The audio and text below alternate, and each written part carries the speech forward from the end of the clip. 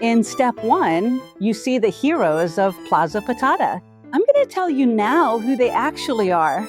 Luna is the oldest child in the house. She is super curious and also pretty stubborn.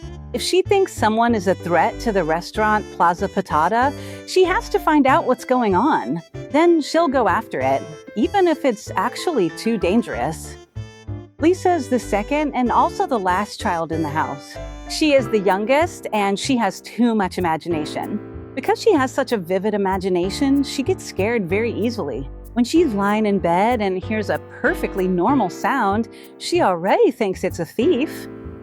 This is their favorite, Daddy Howard. He inherited an old farm and turned it into a children's restaurant, Plaza Patata.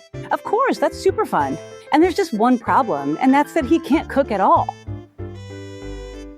And this is their mother, Mommy Marian. She is a world-famous opera star.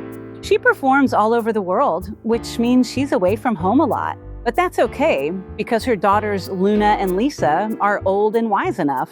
But when Mom is home, everyone has a smile on their face. And here you see Adam. He's their best friend, and whenever he's nearby, he drops by on his BMX bike. He thinks Luna and Lisa are funny girls, and if needed, he's always happy to help. And this is Camille. He's the waiter at the restaurant Plaza Patata. He teases the girls like a big brother, but they hope that one day they'll finally get him back.